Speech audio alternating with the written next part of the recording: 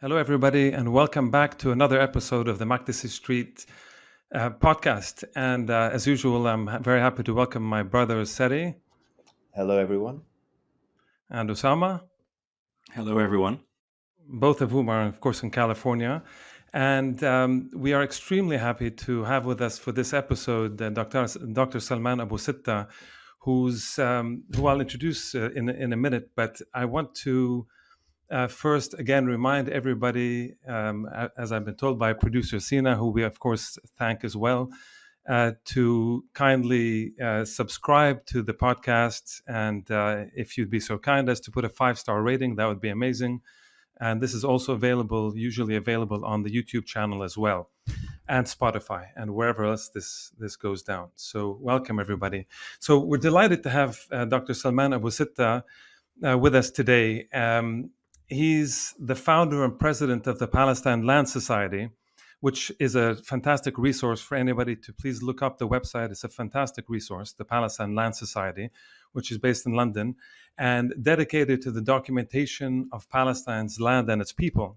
He's the author of 6 books on Palestine, including the Atlas of Palestine 1917 to 1966, both in English and Arabic, and the Atlas of the Return Journey, and as well as over 300 papers and articles on the Palestinian refugees, right of return, and the history of the Nakba and human rights, Palestinian human rights situation.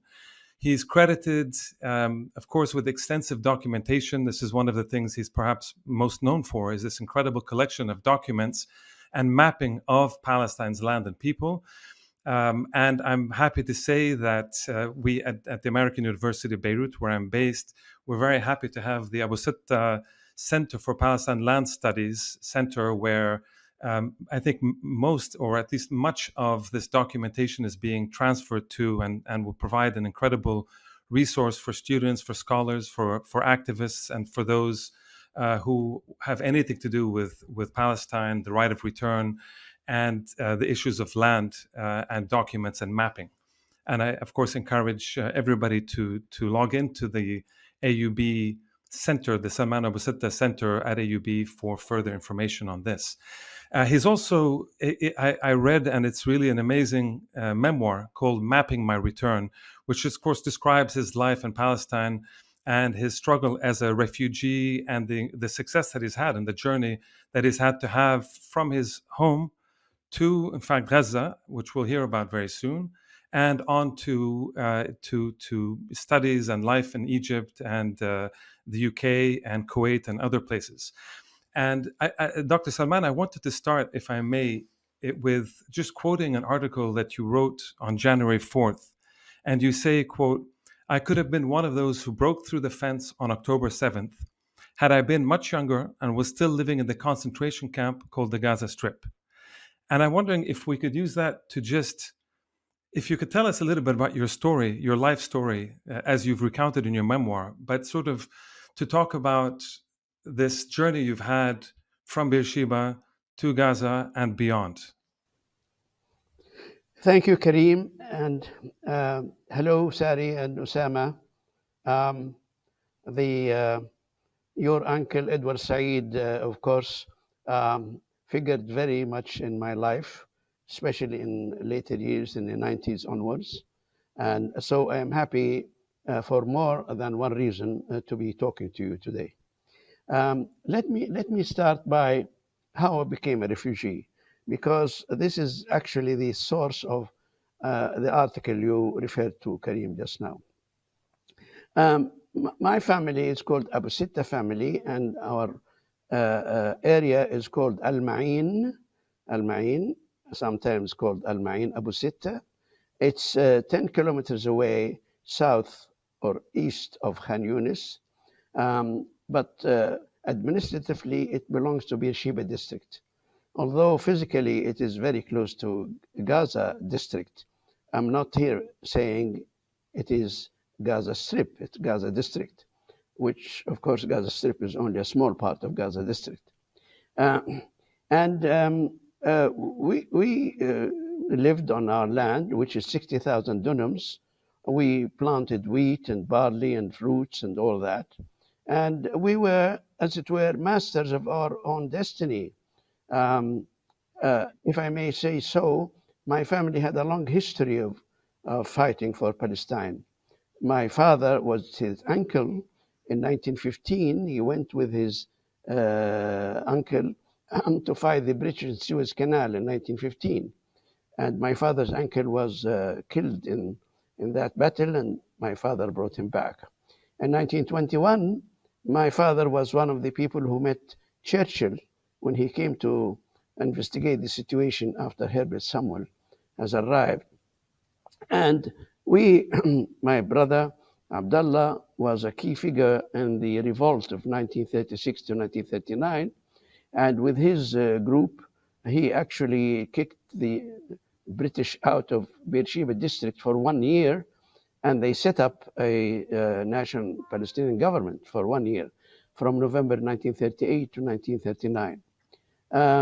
And then, of course, Second World War, it was a bit quiet, but then the Fedayeen movement started in Gaza, and my brother Abdullah was a key figure in that. So as for me, I was in a boarding school in Beersheba in April 1948. And on that day, the headmaster came to called us students there and said, the Jews are committing massacres in Deir Yassin. I cannot protect you here. Go back to your families. So as a 10-year-old boy and with two other boys, I had to walk 40 kilometers from Beersheba to Al-Ma'in, which is near Khan Yunis. In that journey, I was wondering who these Jews are. I never saw a Jew before. And I was wondering, elders were telling me that they are mostly in Jaffa and West Jerusalem. And I was wondering who these people are. Why do they come from so many different foreign countries to destroy our life? We have not done anything to them. I don't know anything about them. The elders told me they come from different countries. They speak a babel of languages, and they are determined to take our country. And when I arrived home from boarding school, 6 weeks later, they attacked us literally in our village. On the 14th of May, 1948, old woman of the family woke up at night and said, she screamed, the Jews are coming, the Jews are coming. And we looked at night, we saw 48 lights in 24 later, 24 armored vehicles, they attacked us. And women and children, and I was one of them, we ran away to a creek valley, not very far, we hid there.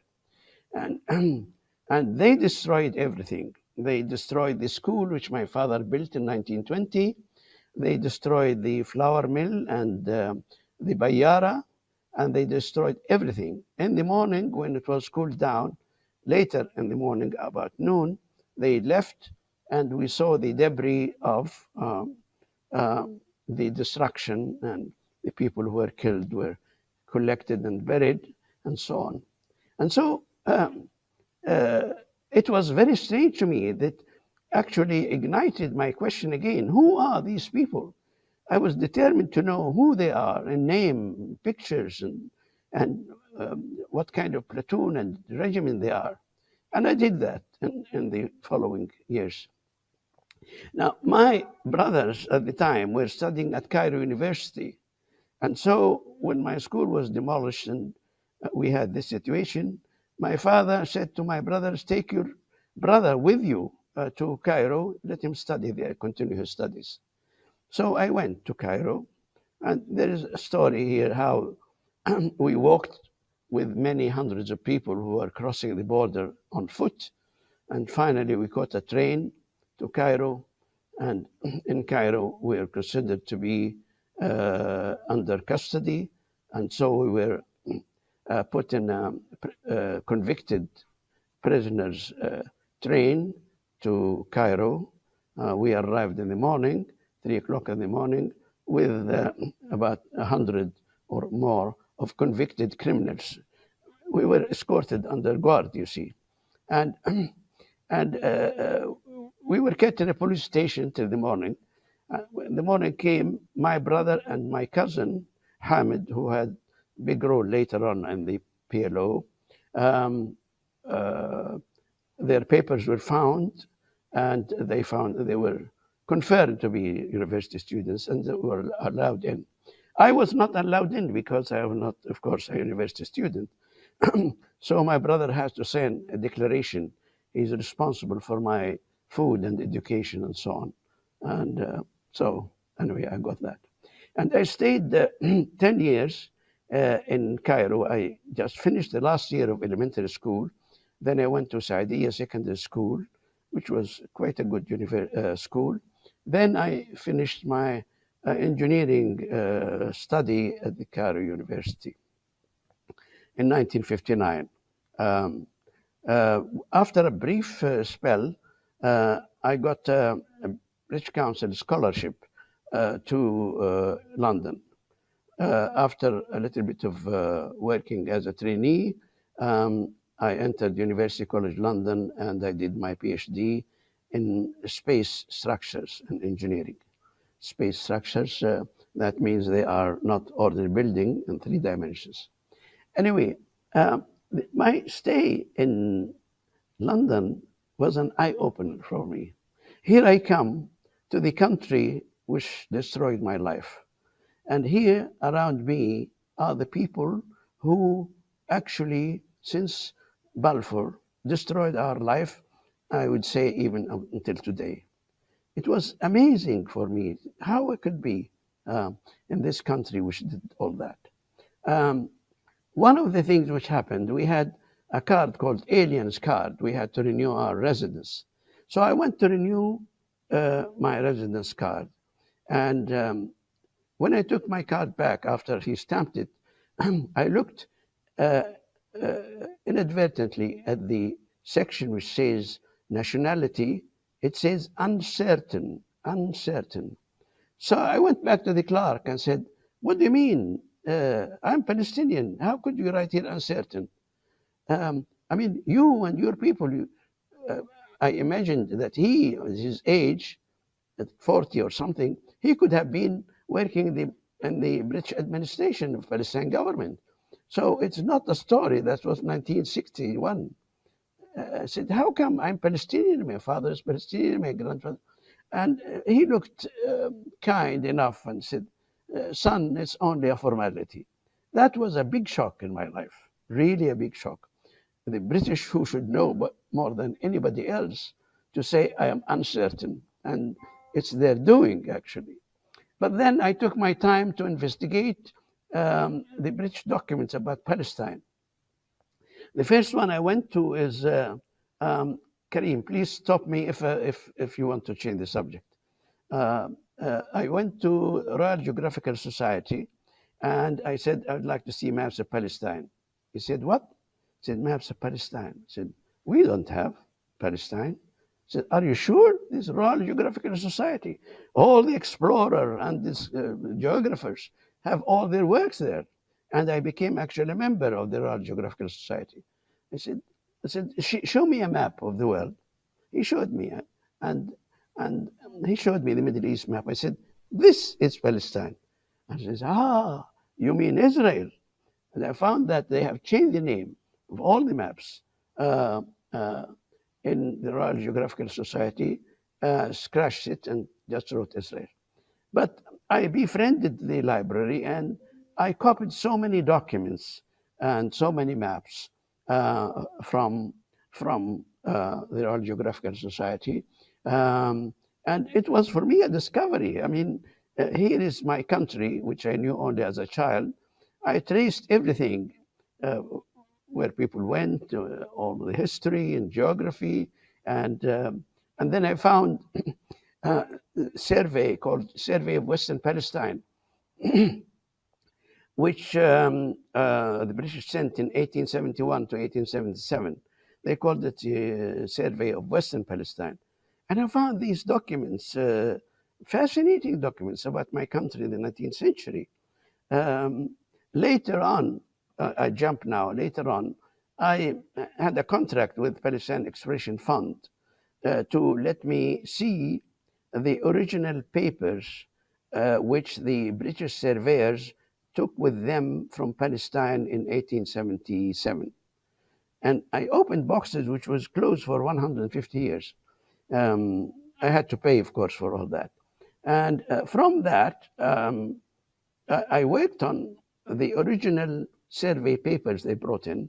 And later on in 2020, I produced the Atlas of Palestine 1871, 1877, on the basis of this original British survey with the following corrections. Number one, they have errors in the names, so we corrected the names, and I added the Arabic names as well. Secondly, they had errors of location because they didn't have satellites. Now we have GIS system, so I corrected the location of the villages, which were off the mark by half kilometer. And then there are names and information not mentioned by the printed survey in 1887. So I added 4,000 names not mentioned, and the total was be 13,000 names. Anyway, this is just one of the result of that. But my stay in England was really an eye-opener, absolutely in so many ways. And as you may know, you are all both researchers, the record of Palestine in England is not in one building. It's probably 20 or 30 buildings. It could be in, of course, the British Archives, and the British Library, and the Office of the Commonwealth, and all that. But this triggered, of course, after so many years, what to do with this data. And now we have new tools. It's not only to document Palestine landed people. Because of the new technology, you can actually forecast the future. Simply by saying, first, we have to implement 194, right of return. And then you have to see what kind of future Palestine will be. With the new technology, you can determine population patterns, political patterns, and all that. But as far as the land is concerned, which is our land, we have documented it, I think, very well. In the atlas I produced in 2010, I have listed 50,000 names. Now, what's the importance of names? Of course, there are 1,200 towns and villages, which we all know. But the rest of this is really the history of the people in their country.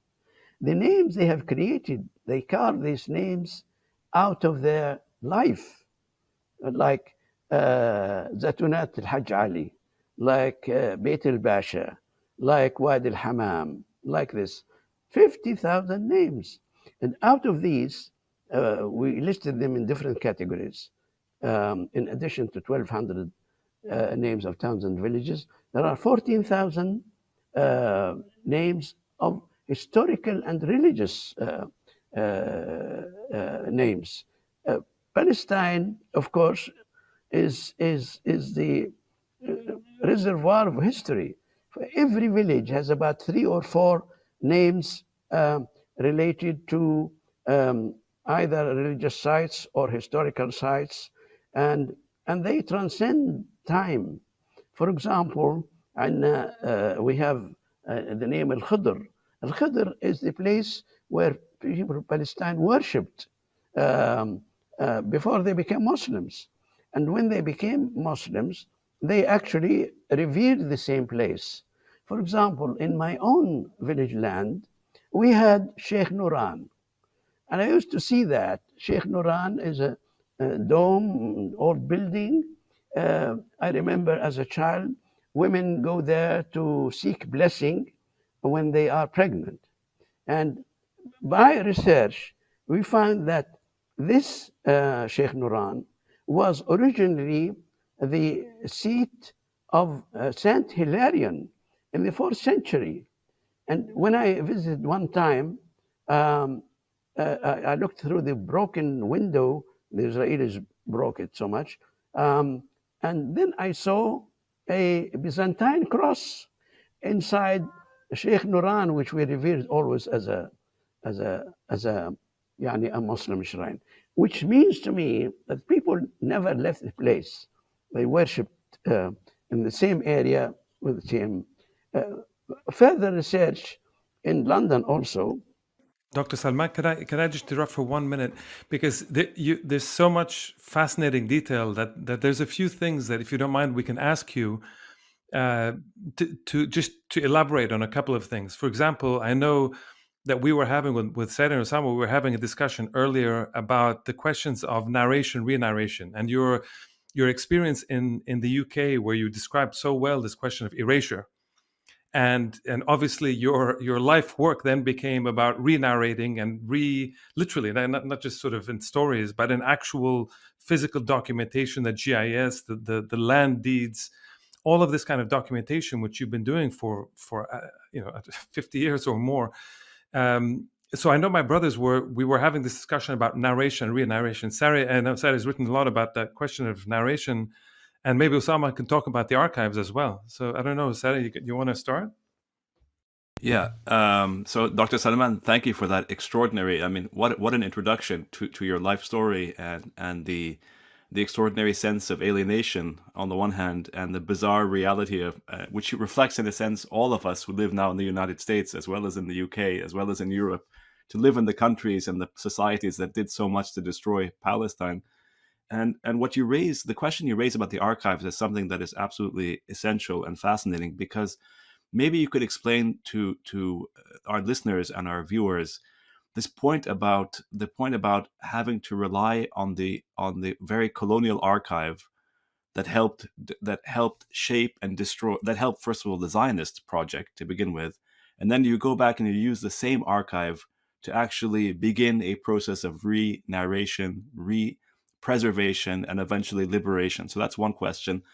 And the second question is this thing where Israeli historians like Benny Morris, absolutely racist historians who always dismiss Palestinian oral history. So the very testimony you gave us earlier now about your experience, about growing up, about going to Cairo, before you put it in a memoir, you have this in your heart, in your mind, in your memory.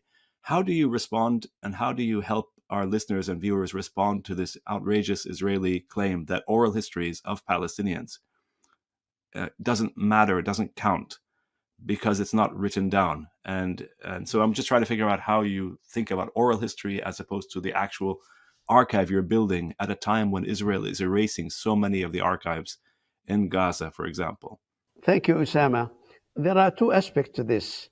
One is the actual record of Palestine, and second one is the oral history of Palestine. Let me speak about the first one. What struck me when I looked at libraries, later on I went to Germany and I saw libraries and many other countries, of course, the United Nations Library and Library of Congress. And in many countries, I collected these documents. What struck me is we did not have any of these documents. Well, that's for obvious reason. I mean, I'm living in this place, and this is my neighbor, and the village next door, and my father used to go to Jerusalem a lot, and we know about that. And so we had no need to document that because our life was based on it. And who was keen to document that? The people who had a plan to take our country. And as you know, in the 19th century, Europe returned to the Holy Land again in a prelude to colonize it again. They came with the people who made survey maps, and people who came for religious reasons, and there were spies, and even the Mediterranean was conveyed. So the documentation the physical documentation about Palestine, I found it only in the colonial West, not with us. We did not need to do that. Now, after 1948, we left, we were expelled. Um, as you well know now, it's very well documented, from 560 towns and villages, and I record at least 350 war crimes, including 120 massacres and atrocities. So people became refugees in the middle of the night.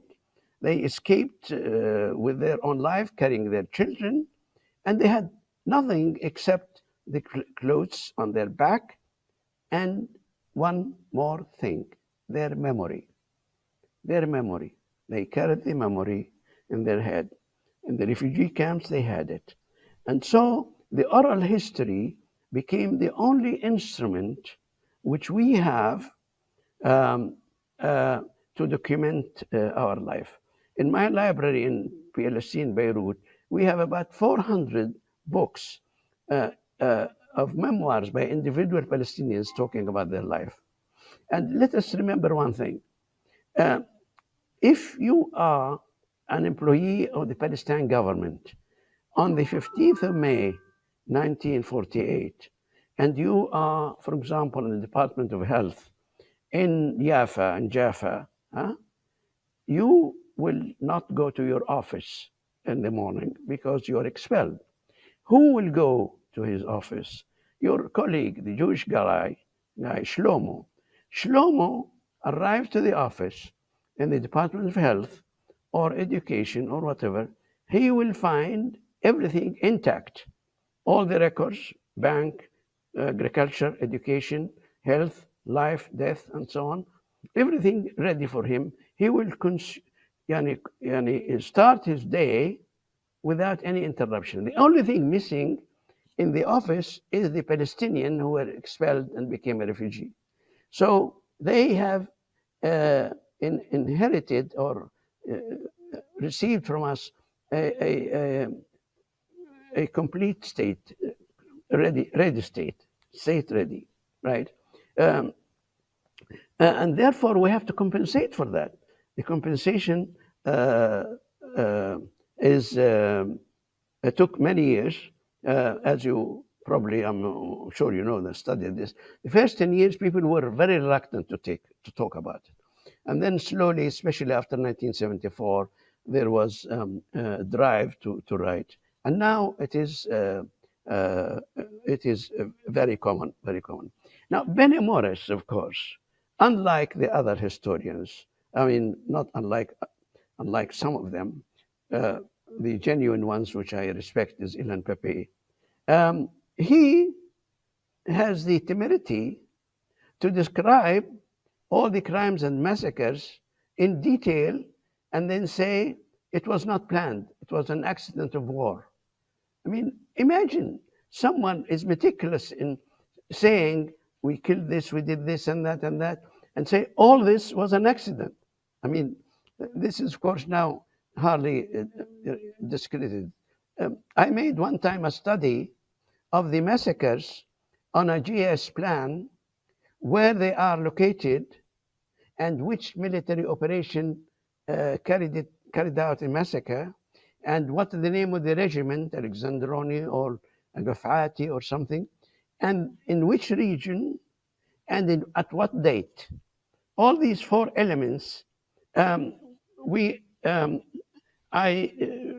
related them, and I found that there is a great correlation between the incidence of massacres, where and at what time, in order to create one or two massacres in an area, and which resulted in the depopulation of another 5 or 10 neighboring villages. So it's absolutely correlated, and it can never be by accident, as they say. And we know today, of course, that this is false. So Dr. Salman, thank you for that incredible sort of recounting of the reality of what's happened to Palestinians in 1948 and the experience of the Nakba and the reality of the Nakba, as opposed to how Benny Morris and others who document some of these facts then narrate them in a very mischievous way. So I have a question for you about an interview, and then maybe we can move on to UN Resolution 194 and some of the other aspects that Sadi and Karim will talk about. But one thing that struck me is that Israeli scholars and politicians are often don't hide their racism towards Palestinians.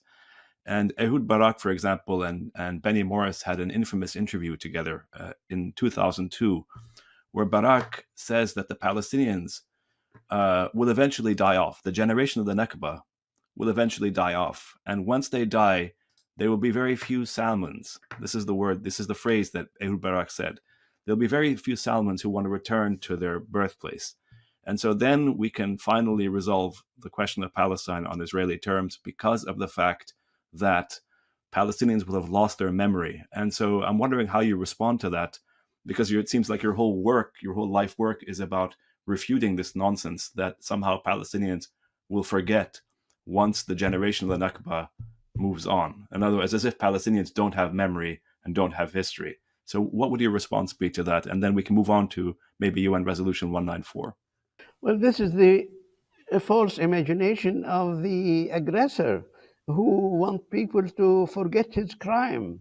And what he wants the victim to forget his crime, and therefore he would escape punishment and the remedy of his crime. And this, of course, is patently false, as you can see from Gaza. Even before Gaza, last September, in Philadelphia, there was a conference called Palestine Rights. And it was attended by 1,500 young people. And none of them actually has the remote personal experience of Palestine, only from reading or from parents.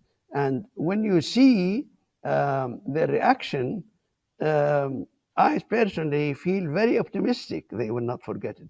In fact, they are in a way better than we were, because they have more knowledge, they have more documentation, they are now more eloquent, they can present their case, they can translate their feelings and their rights into legal documents, into social documents, into artistic documents. Now, it's far from that. We were 1.5 million people in 1948, and the 900,000 became refugees. Now we are 14 million, out of which probably 8 or 9 are refugees, because people have to mention this. People always mention the people registered in the UNRWA, which is 5.5 or 6 million. But there are 2 million not registered for historical reasons. Anyway, it's wishful thinking. In fact, the opposite is true. When I give some lectures in America, probably 1/3 of the audience are young American Jews who tell me that we have been cheated. We are taught Zionist education, and now we know these crimes are happening and we are against it. One of them who corresponds with me regularly is Peter Binard, who is very well known among young American Jews. And so it's for them they are waking up. We have not slept. We have not forgotten. And again, I would like to say the young people not only remember, but they are better than us when we did not know English very much, and we did not have legal language and media language. And they do. They do. Salman, it's so striking just listening to your what you're talking about now, to think about the extent to which, among all the different levels of the conflict between the Palestinian people and Zionism, it's clearly one of the arenas for struggle is that of knowledge and archives and obviously representation in the written sense, in the textual sense, or in the oral sense for that matter. And so for one thing, the development of an archive like the one you're working on in geographical terms, all of the historical archives, Walid Khalidi's book, All That Remains, and similar projects. There's an amazing website that I'm sure you know called Palestine Remembered, where you can go in and click on particular villages depopulated in 1948, and it's amazing because you'll get images of the village, you'll get the history taken sometimes from Khalidi or other places, and then which Zionist battalion or brigade or whatever is the one that depopulated the place, and then you can also click and get if they've been able to track down survivors from the Nakba who were from that village. You can get their oral testimony, either in video or in oral form. It's really it's an extraordinary. So we have all these archives that we're developing and forms of sort of historical and geographical and spatial reconstruction. And of course, one big project that the Zionists have always had is the destruction not only of our actual land, but also of our archives. I mean, famously in 1982, when they finally got into Beirut in 1982, they went and they captured the PLO archives, right? In Ramallah, they've repeatedly captured whatever archives the PLO has or had in Ramallah. One of the things they did in Gaza in this war is to capture various archives. So they're always keen. It's like they recognize, I think, the extent to which this terrain of the archive is a site of struggle, because just as we try to reconstruct our archives or develop a counter archive of some kind, they're very keen always to seize archives, as you said about that story about the Haganah, whoever it is, guy going to his office in Jaffa after 1948, and he has access to the archive. The Palestinian person no longer does. So this war over archives is incredible. I want just to ask you to step back and ask you to think about how you configure the Israeli war on archives, specifically like this capturing of archives, the ones in Beirut, the ones in Ramallah, the ones in Gaza. I mean, how do you think of that as part of their larger project and this larger kind of struggle over memory and historical records and so forth? And then I have another question I'd like to ask you after that. Yes, there are two things which Zionism took from us: our land and our history. Our land means our geography, and our history, which is our memory. In terms of land, by now we have full documentation about Palestine. We also know the ownership of individual people to a very large extent. We know very closely, correctly actually, the village land area of each village of 1,200. So in terms of land, we have full documentation now, collected from various sources, but really to a degree extremely reliable. Now, when the people, about the people, they tried to create their archives, their history. As you quite rightly mentioned, there is Palestine Remembered. There are other people who document. Of course, Walid al-Khalidi is one, and Mustafa Dabbagh, who wrote in Arabic, about 12 volumes in Arabic. But what is interesting in the archives here, or actually a record of people's life in Palestine, is the books written by the village people themselves. As I said, there are about 400 village books written by people themselves from the village. Of course, they have slight exaggeration of the influence of one family or another, but collectively, they are very useful.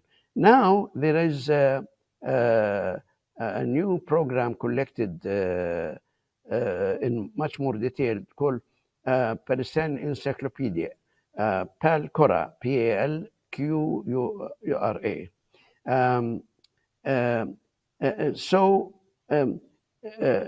As you quite rightly said, the Israelis wanted to wipe out this, and I think they have failed miserably in this.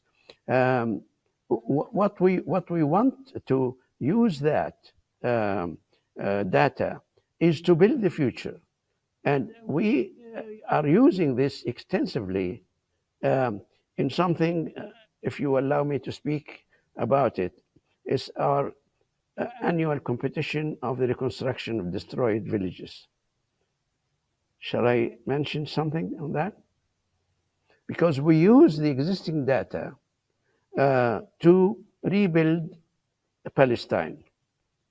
We have an annual competition now we are in the 8th year.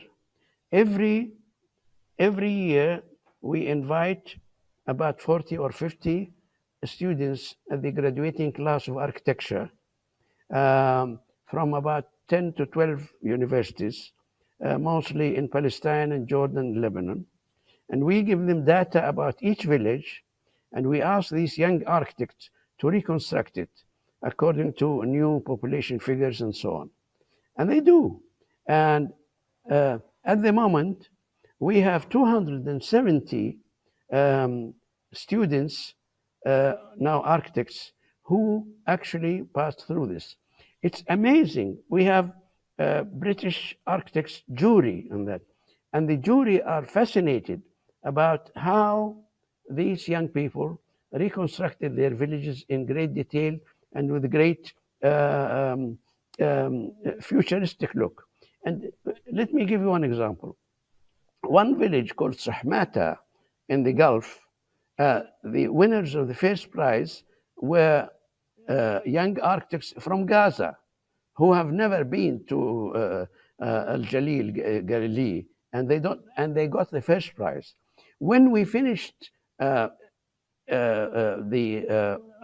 announcement of the awards, we took this team of young architects and made them meet the people of Sahmata, and they explained their design to them. And the people of Sahmata said, "Where is Madafat Abu Ali? Where is this? And how did you do that?" And the younger people of Sahmata in Lebanese camps in Lebanon were also asking questions. So I honestly have no fear that the young people lost their contact with the past in Palestine.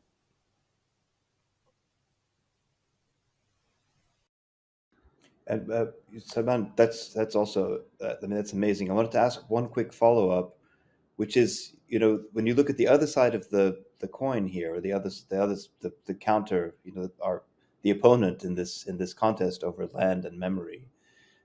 We look, for example, at the work of Meron Benvenisti, who's been, he has that book about the renaming of places. What do you, when you see a work like that, where they're not just capturing archives, as we said, but also they're literally, he explains the process through which they would go to all of the various, Palestinian towns and villages and or geographical markers and so forth, and systematically try to rename them, partly for just to get them into Hebrew rather than Arabic, to kind of erase the Arabic from the landscape, and partly also to try to come up with this sort of romanticized, what they're trying to pretend is a kind of Old Testament landscape that harks back to 4,000 years ago or whatever. So what do you make of those kinds of attempts by the part of Zionists to rename the landscape, to translate the Arabic landscape of Palestine into this Hebrew medium that harkens back to a time that is obviously narrated in the Hebrew Bible? I read the book by Meron Benvesti so many times, and the Sacred Landscape. I read it so many times, and I found it very useful for me because he was honest in describing a lot of things and how they tried to change the scenery and the names. Um, uh, this was a motivation for me to recreate our future based on our past. Um, uh, his motive was, of course, very different. One thing I would like to point out. Um he mentioned, and of course other people mentioned, how they erased the names and put in new names. Now, as I said, in our atlas, we have 50,000 names. A naming committee came on the instruction of Ben Gurion to wipe out these names, fine, and then put new names. Out of 50,000 names, they managed to create 6,800 only, about 10% of our names. And they are all contrived names, like Herzl roads or whatever, or Mount Zion or this and that. They have no relation to reality. Um, uh, in addition to that, there is a bishop, a Palestinian bishop, called Eusebius, in the year 313 in Caesarea, and he wrote a book for pilgrims to Jerusalem, guiding them how to reach there. So he listed the names of villages on their route. And this book was written in Latin, I think, but now it's available 10 years ago in English. We actually recreated an atlas of his names. And you will be surprised to find the names mentioned by Eusebius in 313 are the same names we know today, 17 centuries later, like Rama, like this and that and that. And we put this in a small atlas on that. Now, how can whatever they do, they cannot wipe out this history, and it is recorded by us. So, did I answer your question? Not really. Dr. Salman, firstly, the producer Sina is reminding us that that the Israelis are building a settlement in the Golan Heights called Trump Heights, so in honor of Donald Trump. So that tells you, we're moving to even better kinds of names, and maybe it's correct, because really without the United States, and maybe we're going to talk about that a little bit later, without the U.S., things would be very, very different these days. So I wanted to ask you, you talked very convincingly about the question of land, meaning geography, and the question of memory, meaning history. And I wanted to ask you about this third pillar that you obviously is a thread through many of your works, which is people. And in particular, your work on the UN and Resolution 194, for example.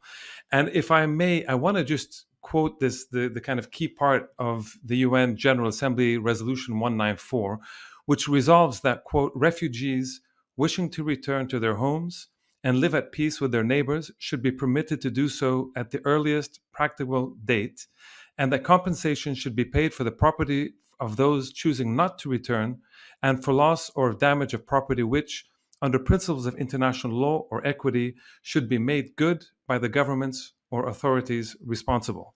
And this is, so this is one of the very, very early UN General Assembly resolutions.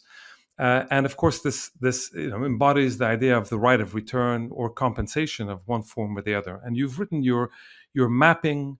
It is so. On the one hand, I want to ask you about this history of this Resolution 194, and on the other hand, I want to connect it to perhaps is what you're most well known for, which are these maps that then tell us, that explain to us, for those that say this is fantasy, this is just some kind of idea. Yeah, you want to talk about right of return, but I mean that's not possible, and you're dreaming, and it's kind of silly, except for some romantic, idealistic notion.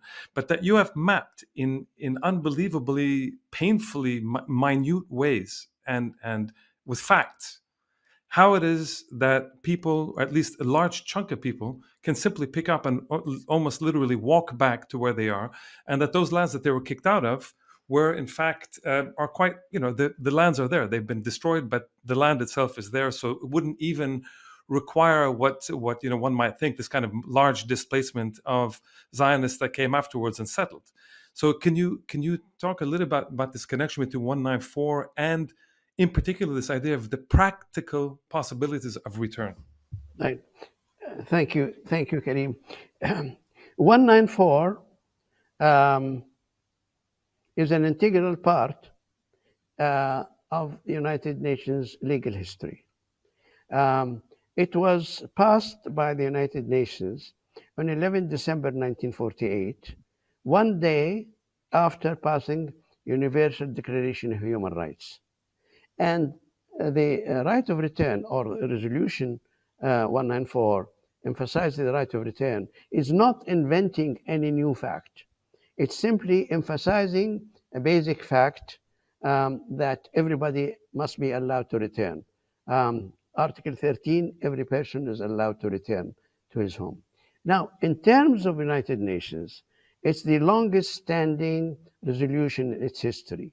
So far, it has been affirmed 135 times. And only because of the intransigence and the opposition of the Western colonial countries, it was not applied. But for Palestinians, it is sacred in every heart. It's legal, as you can see. And the question remains, is it feasible or not?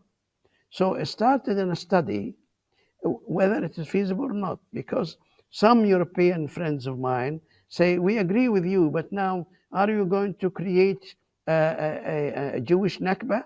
How could you do that? How could people return without a great disaster for others? And I think this answer by them is racist. If people take your home and kick you out and kill half of your family, and you say, I want my home back, and they say to you, how could you? There are people who killed you are in your home, and are you going to kick them out?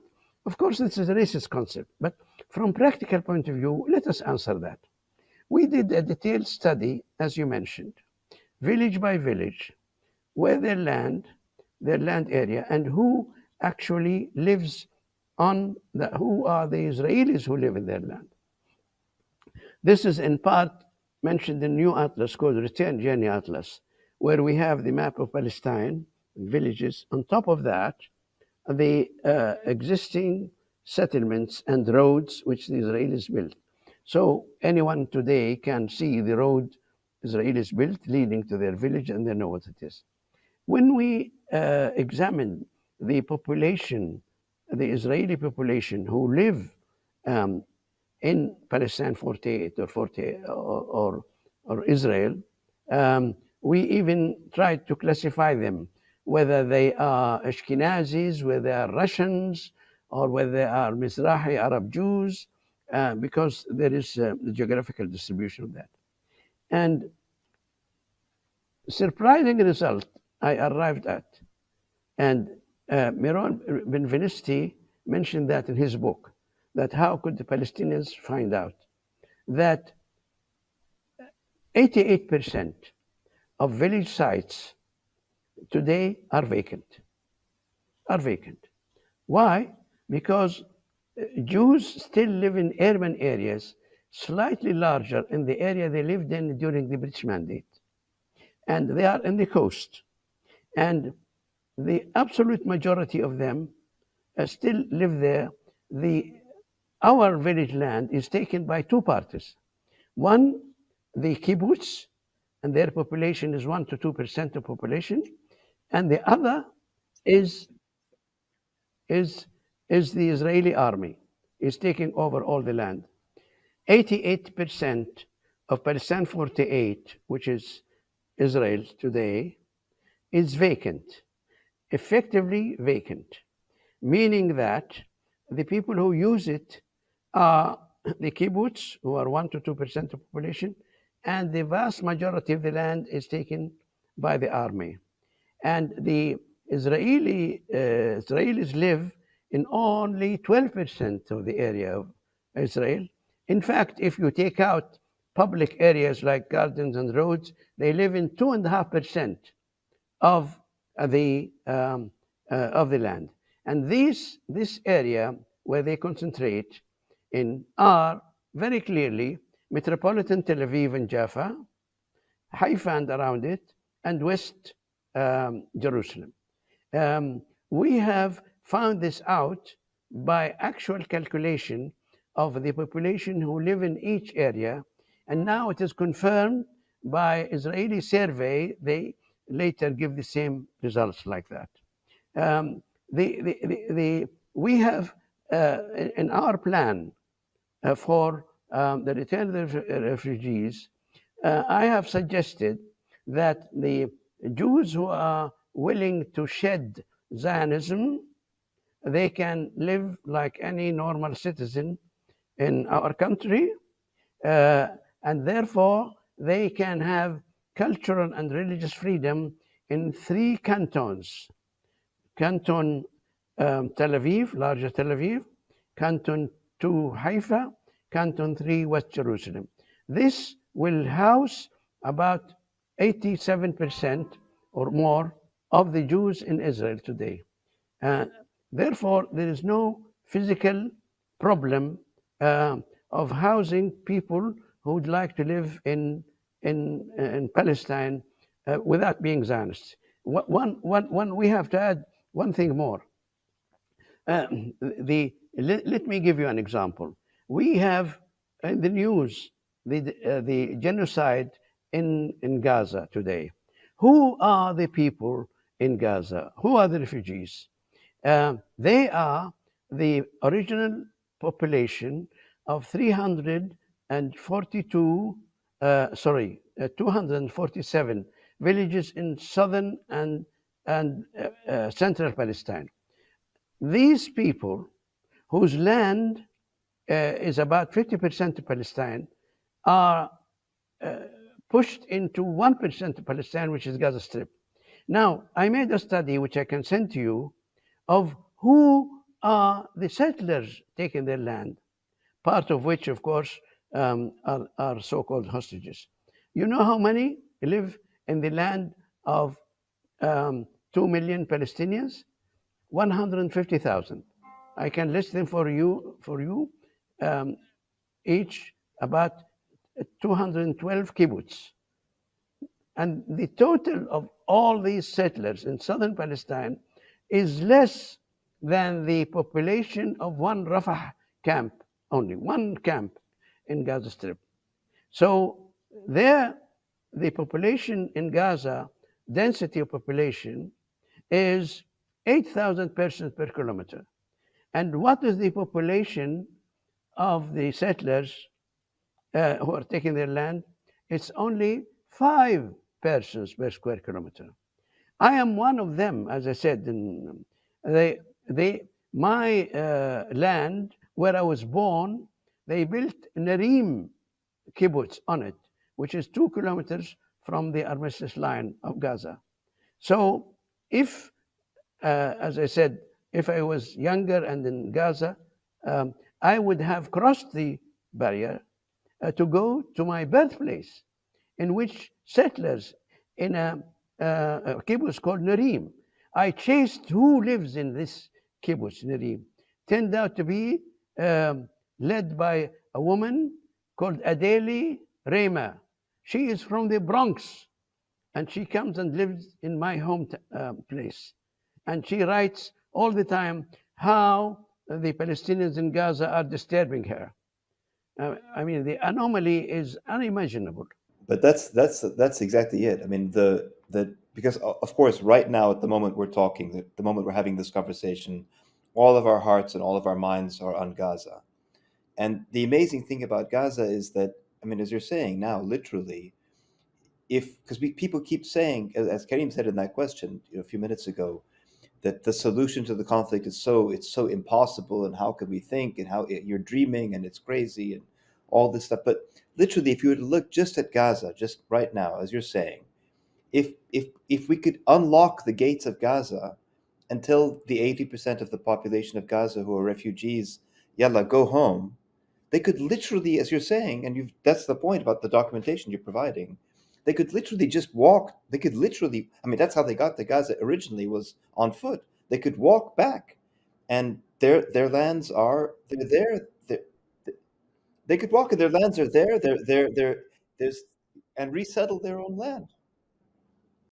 Even the Israelis in the kibbutz who are taking their land, and some of them are taken in Gaza now, they would not even feel it.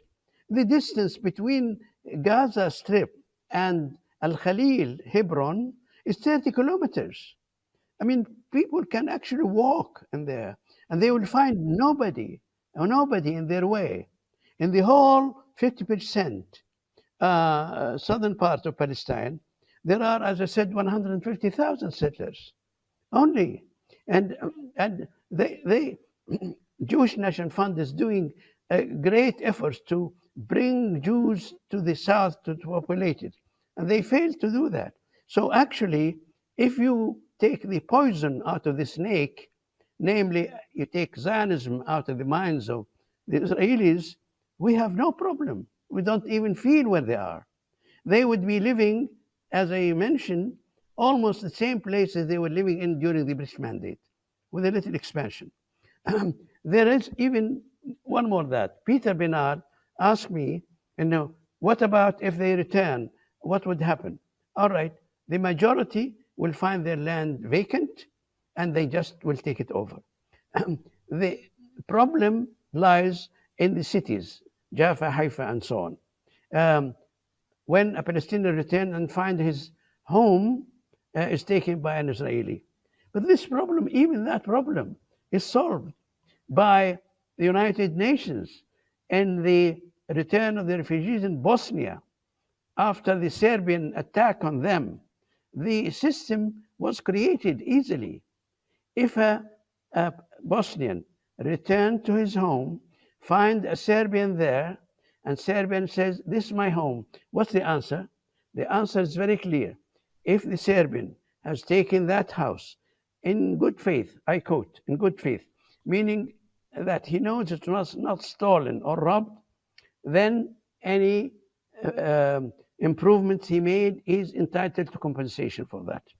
And the original owner, the ownership is always vested in the original owner, never lost, no matter what. And if it's done in bad faith, he has to be kicked out. But even in the case when somebody took a Palestinian home in good faith, he's only entitled to the improvement and the refurbishment he made. And probably he could buy it or not buy it or whatever. So even that situation, which applies only to very small number of the population, namely in the cities, Haifa, Jaffa, Safad, and so on, even that is solvable.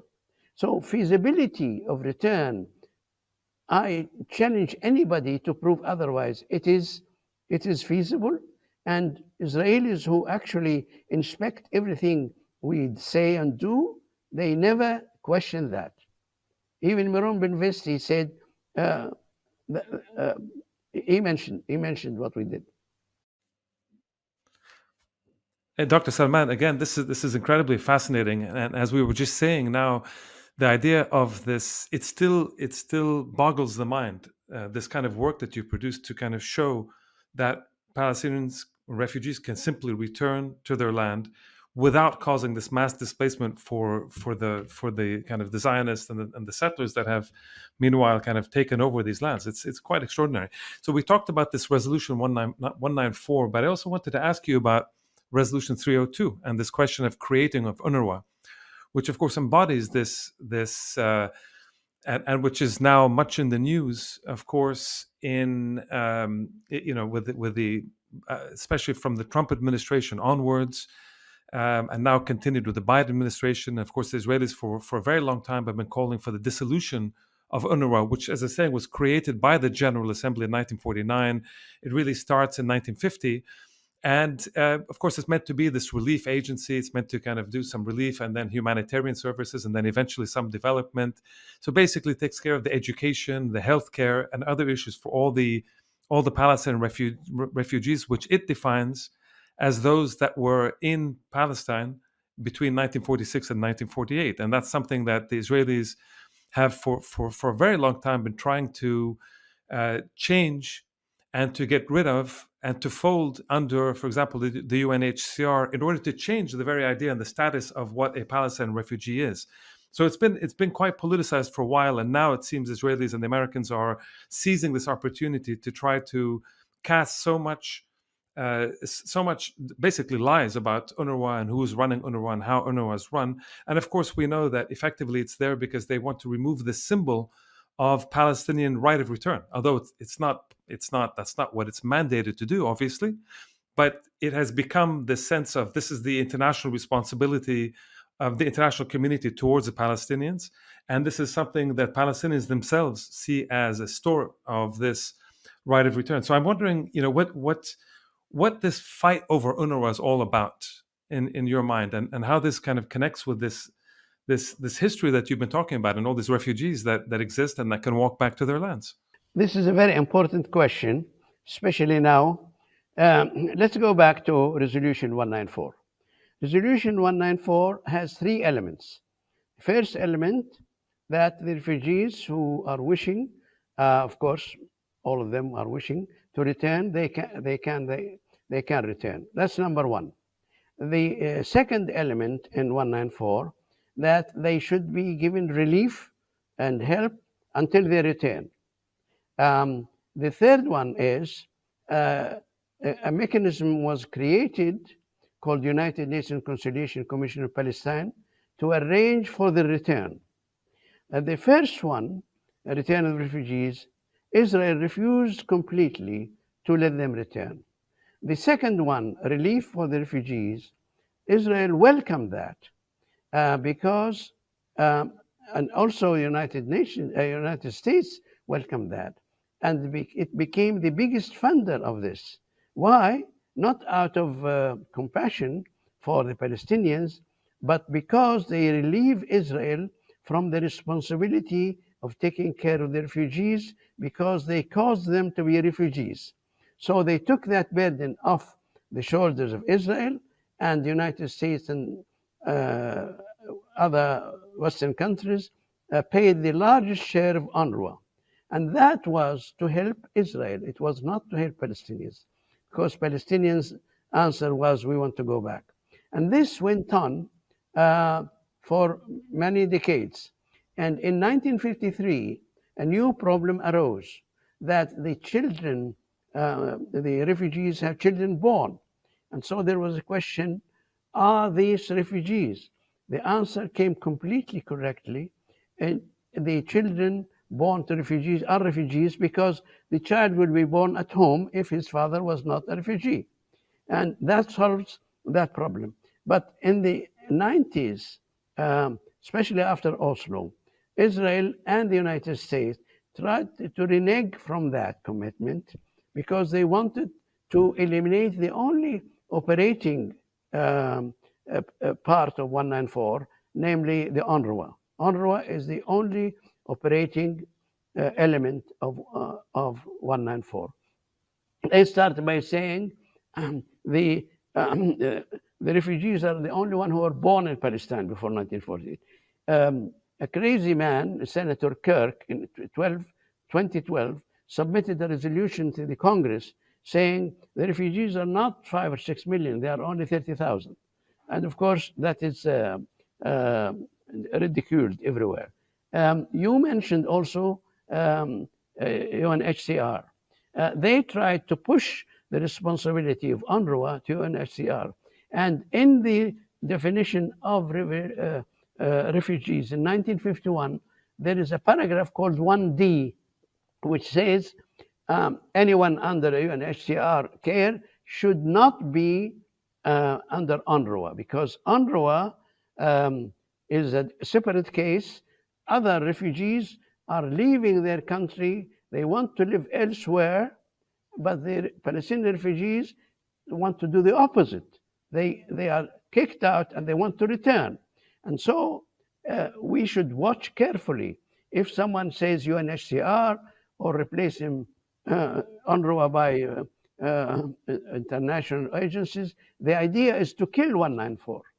And therefore, UNRWA is an integral part of 194, and United Nations agree to that, and it is not, luckily, subject to US veto, simply because UNRWA is one of the few agencies which are responsible before the General Assembly. They are not responsible for a Security Council or other agency, which means we have a majority in the General Assembly, and they can never delete the UNRWA mandate. They can do what they are doing now, cut their funds. So just a quick follow up on this question of UNRWA. It's fascinating, and this resolution 194. The idea, is there an implied recognition of the Israelis in this resolution, and how does this connect? And I know Osama wanted to kind of also. We were talking about this off camera before, the idea of the implied recognition or not implied recognition of the Israelis in this resolution. Sorry, I didn't follow this. Could you repeat, please? So, in other words, Dr. Salman, sorry, I had some technical issues. But the question is, in terms of UN Resolution 194, if you could explain to our listeners and viewers this point about the fact, is it tied to, I mean, Resolution 194 is about individuals returning to their homes, refugees returning to their homes and properties, as you've explained very, very clearly. And it's, as you said, the oldest UN resolution that has been on the books for decades and decades, since December 1948. But does it also, and it's restated every I guess in every UN cycle, General Assembly cycle, but does it actually imply or does it necessitate the recognition of the state of Israel? Because it wasn't it tied to the UN recognition of Israel. So Israel's entry into the UN was tied to UN Resolution 194. So Israel had to accept UN Resolution 194. But it also means that the Arab states or the refugees, in theory, have to accept the state of Israel. I don't know how that works. Does No, that make no, sense as a question or not? they are totally different issues. Recognition of a state. Exactly. I'm just asking you to elaborate. I'm asking you to elaborate that. Okay, recognition of a state is a political act, first of all. It does not necessarily emanate from international law. The basic principle, which is irrevocable, the human rights and inalienable rights, and the inalienable rights are not negotiable. And the right of return of a person to his home is part of that. It is not subject political agreement or not. The state building, the state recognition is a political act. We know there are so many examples of countries like Czechoslovakia split into a number, or new countries coming in. Recognition of a state has nothing to do with that. And what we are saying, I am saying, like many others, saying, I want to return to my home. I don't care what political system exists at the time, as long as I have a vote and I have the right to be in my country. To bargain or to make bargain between the right of return and the state is quite immaterial. It has nothing to do with that. Besides, a state, if it is Israel, it's based in Zionism, and Zionism, first of all, is an apartheid, and it cannot exist. And I say in all what I'm writing, I return to my home. The Jews who would like to live as my neighbors, they can do so, provided they don't adhere to principle of Zionism. And I say now more strongly, Germany is accepted in Europe after it became denazification. All these doctrines, fascism in Italy, Zionism in Israel, and Nazism in Germany, they could not exist in a normal relations if they continue. So simply, Jews can live in Palestine as they live in London. That's it. They don't really kill Palestinian English people and take their homes. They live like normal citizens. So then, in a way, what we're saying is that, or what you're saying is that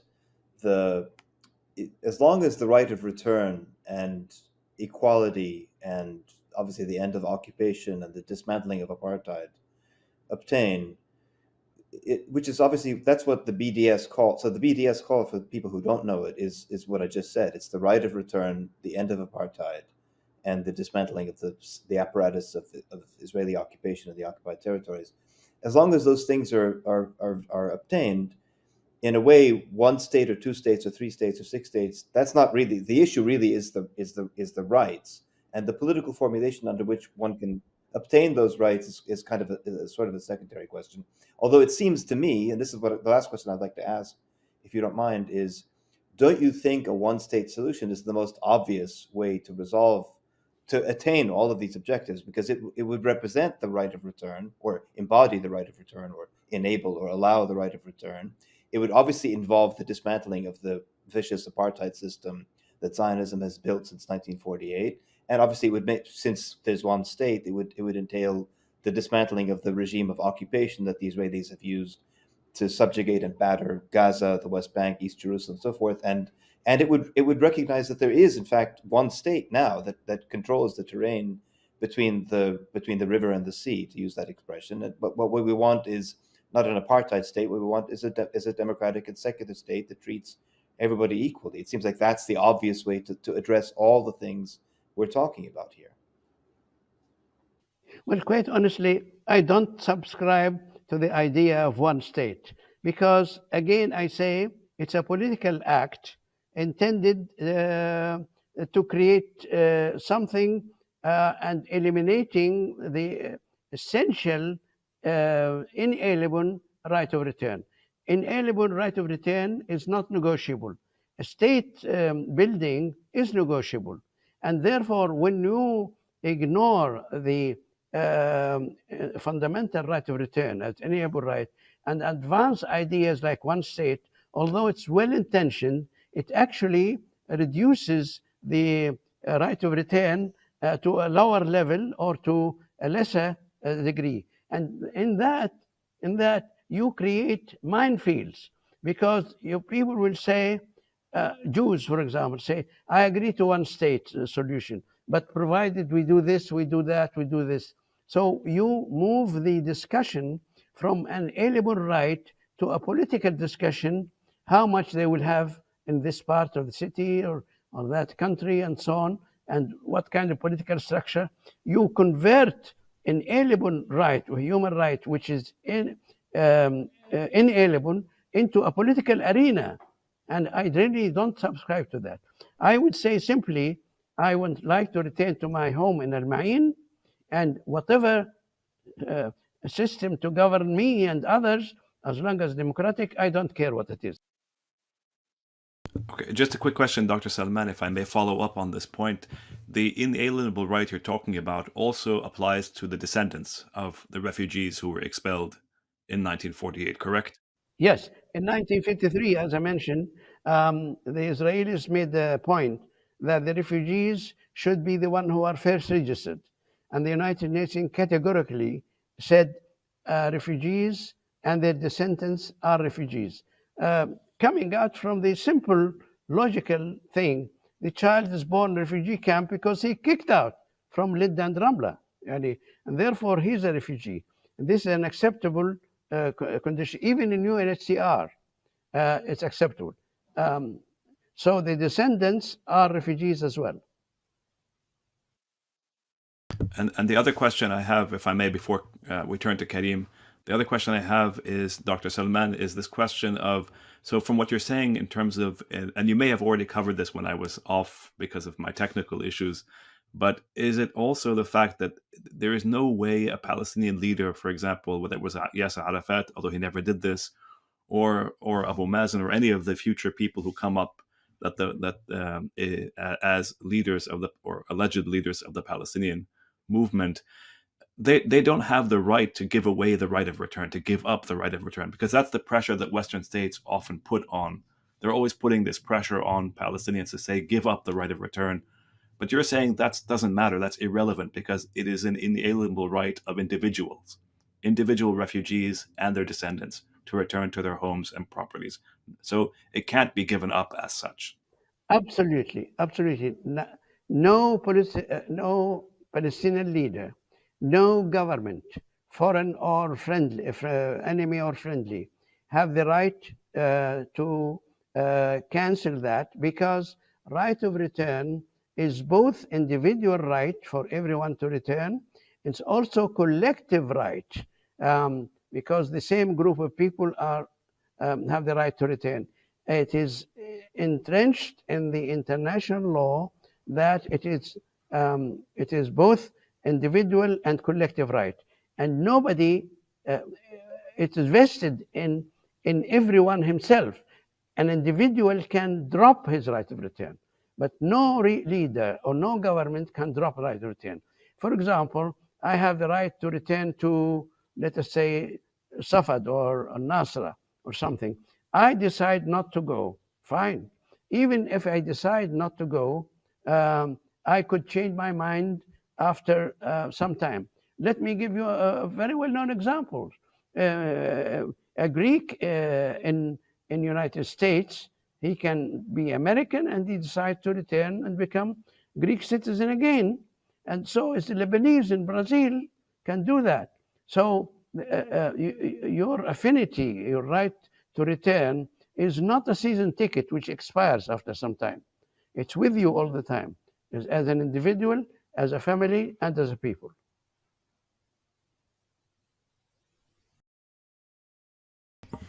Dr. Salman, just to wrap up here,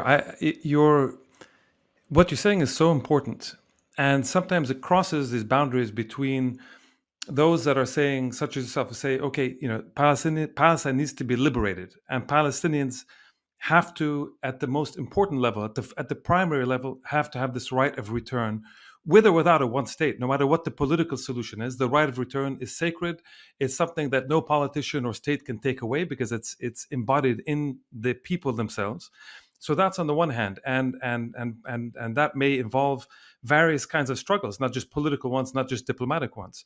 But on the other hand, everything that you've been talking about and much of your written work that I also appreciate so much is also focused on essentially on the importance of international law, on UN resolutions, whether it's the 194, whether it's UNRWA, whether it's all these different UN resolutions that have, in a sense, protected the Palestinians from just pure naked power politics. It's something that people can cling on to. And in previous episodes, we've had Richard Falk and Francesca Albanese, who are special rapporteurs for Palestine, and have kind of reinforced this idea of the importance of law and rights, even in moments where power politics and just sheer violence, seems to outweigh all of this. And there's a deep, deep cynicism of law and saying, what is the point? I mean, at the end of the day, violence is what it's all about, and therefore you need to counter it with violence, and that's the only way to liberate land. So the question is something that that always comes to mind, is this idea that, and especially in light of, and maybe we can go back to the very first question that I asked you, the kind of when we started in that article that you mentioned, that in October 7th you might have been one of these people that would have crossed over, and you wrote this very interesting article about this. What is this relationship between liberation and law, between holding on to this UN, what seems to be this past somehow of the UN order of international law, and this new kind of American rule-based thing, which basically you have to do whatever the US defines as rules, you have to follow that, otherwise you're cast aside. And we see this even among the Europeans and others, where this notion of international law has been basically thrown out. And the ICJ case now that we've also talked about in a previous episode is really exposes this liberal kind of hypocrisy and the sense of Germans and the British and all these who are supposed to be, the inheritors of this international liberal orders are the ones that push it the most. And yet, when it comes to the question of Palestine, it's been completely thrown away. And so how does one reconcile liberation, the need for liberation on the one hand, with how can you do that without the UN and without international law and without all these fuzzy things that maybe people are perhaps right to be cynical about? Law always leads to liberation. To carry out liberation is another story, but definitely law calls for liberation. And the United Nations resolution are full of this affirmation. The question is that why are we not liberated? Why we did not go back? We did not go back because the same Western powers which created Israel in the first place are opposing that.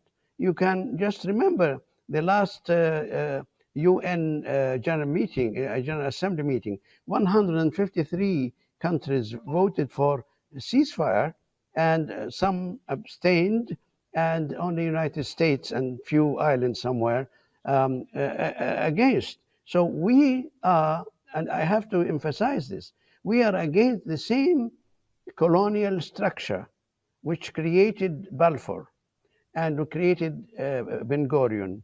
It is working against us. I would say even further than that. If you go in history, this structure, Western structure, is the one which came back to the Holy Land, Palestine, in the 19th century in preparation for taking it over again, taking Egypt in 1882 and Allenby taking Palestine in 1917. the same clique, the same structure um, uh, is the one working against us. Now it's actual situation of power against that. Now the answer to that, we have the answer. It's a modest answer, but very effective answer. The persistence, the refusal to accept that. For 27,000 days, we are refusing to accept the status quo. We are refusing to be refugees thrown in the four corners of the earth. And Gaza is a very good example, a living example. People will not go anywhere. They would rather live under the rubble of their homes or though refugee camps, but it's in Palestine. So here you have the equation. Um, Struggle for liberation, persistence, steadfastness, never giving up your case, never giving up your right against the Western powers, which are very strong. There will be, I'm sure, a time in which they crumble because we did not crumble and will not crumble, as evidenced by the history of 75 years. It's a long struggle, and we pay very heavy price for that. But what gives me, as an 85-year-old person who witnessed a Nakba, is that this spirit of young people is still alive. Now, it's a long term. The principle which every child, Palestinian child, should remember: I do not give up. It's a heavy price, but it's the only way to redeem our humanity and our place in our country. Dr. Salman, that's a fantastic way to end this, and with this note of hope. And I really can't think of a better way to think about, especially events over the past weeks, which have been, on the one hand, incredibly depressing at the human level for all these people suffering in Gaza in particular, but now increasing also in the West Bank and other areas. And as the politicians and diplomats start going on about silly things of two-state solutions, and they want to revive and post-Hamas and all this kind of thing. But then someone like yourself and others, and we'd like to think we're also contributing to this as well. This notion of a world that's going to be much better than what all these diplomats and all these politicians are proposing. Something that is based on equity, based on justice, based on laws that are accepted by the vast majority of the world, and based on a certain ethical, moral return centered around people, and in particular refugees, but all those that need to return to their lands and live in a way that in which their dignity is respected and which they're able to kind of develop. What's amazing about this discussion is that this sounds, even as I say it, it sounds so pie in the sky. On the other hand, your work has contributed so much fundamentally to showing that it's not a pie in the sky, that this is real things, that it involves struggle. It involves struggle on the ground. It involves documentation. It involves the documents, the mapping, the persistence, and this notion of always going back and remembering what the objective is. And it's not, the political solution, but it's a solution for people and for the Palestinians in particular. And this moment, it's so important that we always think about that. So thank you so much for this incredible discussion and for these very hopeful moments that you provide in these dark days. Let me say one sentence. The contrast is very clear. If you see 2 million people in Gaza, 100,000 of them either killed or injured, and they refuse to leave, even though it is a refugee camp, but it's in Palestine. Compare that, please, with Ben Gurion Airport, and see how many people are flying out of Israel and seeking to find their another nationality and picking up the passport they have hidden in their pocket. So this is the contrast between the two people. Fantastic. Thank you so much. And on behalf of Sari and Osama, we really appreciate all your work, and thanks again for this discussion. Thank you very much. Thank you, Dr. Salman. Thank you. You're an inspiration to the younger generations and all your work. Thank you. And to the older generations too, by the way. Indeed. Okay, guys. Well, I thought that was an amazing interview. with Dr. Salman Abu Sitta. And I thought in particular, I really enjoyed just hearing about his own childhood and how he, his flight from Beersheba to Gaza as a refugee, and then onwards to Egypt and to the UK and then to Kuwait, and all the difficulties along the way, and trying to kind of being denied, especially his story in England, where he's denied this idea of being a Palestinian after 1948, and then basically spending his life trying to reconstruct and re-narrate village by village, land by land, how, this kind of reconstructing this Palestine that he knew and that should be, moving forward, and this idea that 80 or 90% of all those who are refugees can just pick up and return. So denying this notion that, if the right of return requires the expulsion of those that settled, or the expulsion of throwing Jews into the sea and all of this kind of nonsense, he's shown meticulously that you can just pick up and walk back, or the vast majority can, to lands that are not being used. So I thought those were really interesting. What do you think? Yeah, I agree completely. I think that it's a fascinating. Also, the idea that of this man who is a survivor of the Nakba, who is also putting his faith in the new generation. He said that several times in answer to this question about sort of how do we go forward, how do we proceed, and his absolute faith in the idea that this kind of this project of reclaiming, re-narrating history, reclaiming geography, reclaiming narrative is actually an ongoing project that he really believes is going to succeed. And there's something incredibly powerful and moving, it seems to me, in what he's doing, in the work, his entire life story, his life work, his project. It's extraordinary, truly extraordinary. I think that in the context of what's happening in Gaza, that the solution in so many ways is actually much more straightforward than we're often led to believe. In other words, if the gates of Gaza were unlocked, the 80% of the people who live in Gaza who are refugees from other parts of southwestern Palestine could literally just walk home. That's a very, very powerful thought, and it's something that no amount of Israeli obfuscation can successfully cover up. It really is that simple. The question of Palestine is often represented to be this thorny, intractable thing that goes back generations, or goes back, sometimes they say centuries or millennia or whatever. In fact, it's very simple. This is a conflict about keeping people from going home, and the conflict to be ended largely by allowing people to go home. And in the case of Gaza in particular, which is where 2 million Palestinians are, they would literally be able to walk home. And Dr. Abu Sitta's work is the best single body of evidence demonstrating that, meticulously, carefully, in full documentation. It's extraordinary to have talked to him.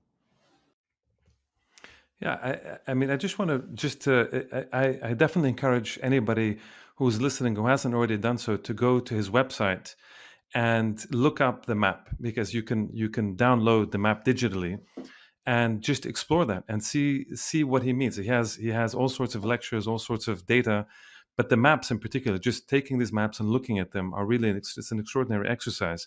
And those that come through Beirut, or that want to check the website of the at AUB, the Abu Sitta, what's it called, the Palestine Land Studies Center, where he has sent and is sending, I think, the remaining boxes of all of his documents that can be looked at online, I think, and certainly in person if for those that are in Beirut. I think these are resources that should be checked out for sure.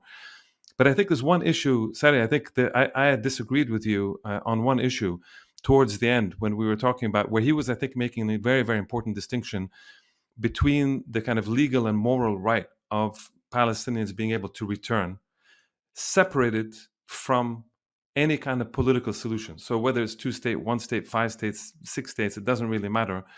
That should be a totally separate track than the idea that every Palestinian has a right to return, according to the UN resolution 194.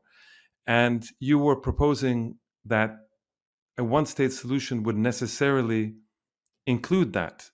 And I'm not sure that's necessarily true. No, I didn't say necessarily. I said it seems to me that the most obvious way to address all of the all of the issues in the Palestinian people's conflict with Zionism is to end the occupation, obviously, of the 67 territories, to end the apartheid in the 48 territories, and to allow the right of return. And the one-state solution is the most straightforward way to address all of those. Because yes, in theory, you could dismantle the occupation, end apartheid, and allow the refugees the right of return in a two-state solution. But that just seems infinitely more complicated to me than just recognizing that there is one state that controls this territory as an apartheid regime, and it needs to be transformed into a democratic and secular state, which is perfectly commensurate with allowing what is already anyway the legally sanctified right of return of the refugees and their descendants. So there's no contradiction there. It doesn't need to be a contradiction.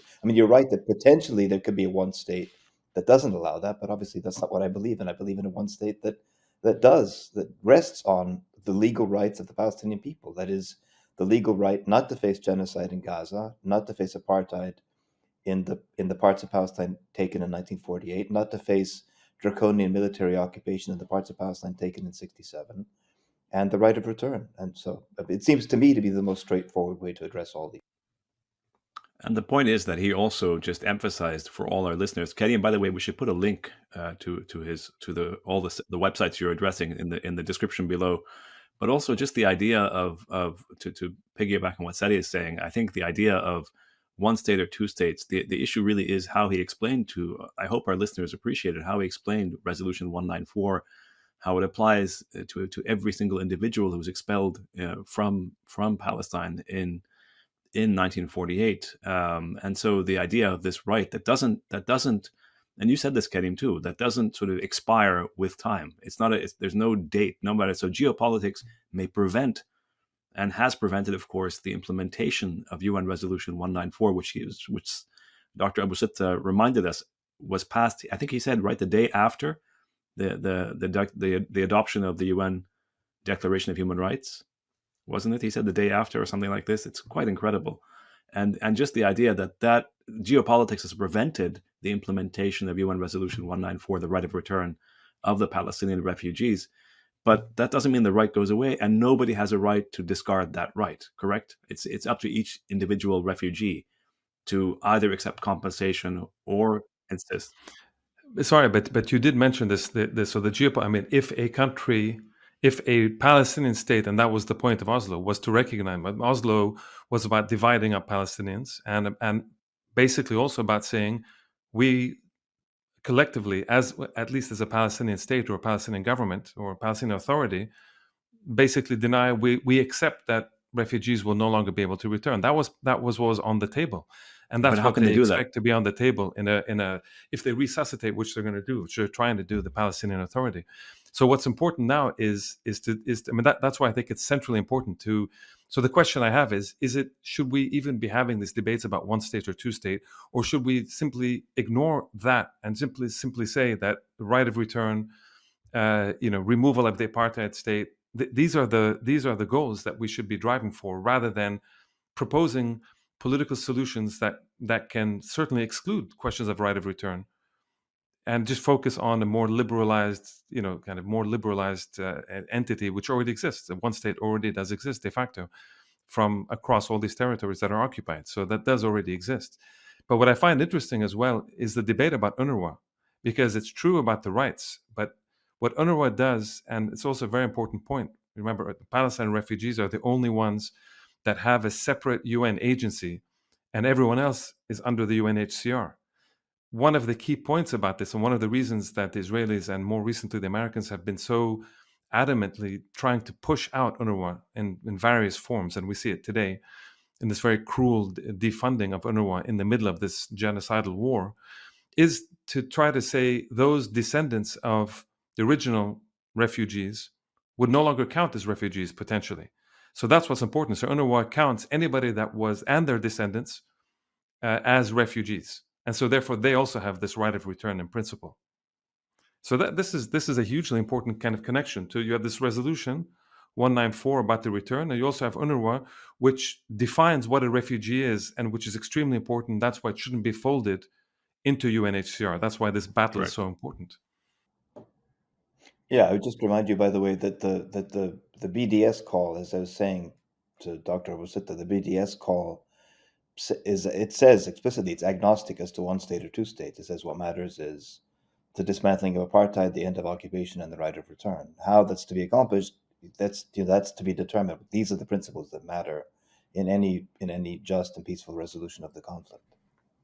Yeah, I'd like to also just maybe Karim, we can, and Sadi, we can wrap on this point. This the idea of who this man is, this individual who's a survivor of the Nakba, and the idea that just think about how survivors of other genocides and other sort of ethnic cleansing operations don't usually are venerated and respected in the West. And here, of course, you have this individual who has survived and has spent his entire life reconstituting the history and the geography that was snatched away in 1948. And yet he's in the West, there's no space for these Palestinian survivors. They're ignored, they're vilified, they're denied. It's something quite poignant about the fact of having him, just again recognizing just how much work he has done and what he represents in terms of a generation of survivors. Yeah, and how close that generation is to, how close the Nakba is. There we are. We're talking to somebody who was there. It's not, the Nakba didn't happen 7,000 years ago. It happened easily within living memory. And connecting in the end, to wrap it, it's also connecting what we've been focusing on in these episodes we've been having, which is on Gaza. And him being a refugee from Gaza, became a refugee, put into Gaza, and now we see and sort of reminded that the vast majority of the population in Gaza are refugees from 48 and afterwards. And at the same time, they're being mass displaced, and potentially, if you leave it to the Israelis and perhaps the Americans, they become refugees again to Egypt or to some other kinds of locations. So this notion of return is perhaps even more important than it's ever been, and focusing on that rather than on what the US, what the Europeans now are trying to resuscitate, and to try to strong arm a little bit Netanyahu. And that's the kind of the big concession they're trying to say is, let's resuscitate, bring back discussions of the day after with two states, and let's bring back the Palestinian Authority, and ensure that all the kind of Oslo stuff comes back into vogue, at least just as a way to say, well, we're okay, we'll let them do what they want in Gaza, but look how good we are, and we don't really want the genocide of the Palestinians, because we want to constitute some kind of state there. And this is very, very dangerous. I think if you listen to Abu Sitta, I think it's a reminder that this kind of talk, as we've been discussing a lot, is quite dangerous. This geopolitics, the post Hamas, post Gaza war that everybody's talking about. This is something we need to be very, very careful about. Okay, guys. So who's coming up in the next couple of weeks? Well, we have Dima Khalidi coming up soon, hopefully, with Palestine Legal, and she'll help us explain what's going on in terms of the lawfare and all the academic freedom and freedom of speech issues in America. And we have Hanan Ashrawi coming up in an episode shortly after that. And it's important for us to say that next week's episode, because of scheduling issues, will be out on Thursday rather than Tuesday next week. But we look forward to talking to everybody then. Okay, fantastic. See you guys. Take care. Bye. Bye.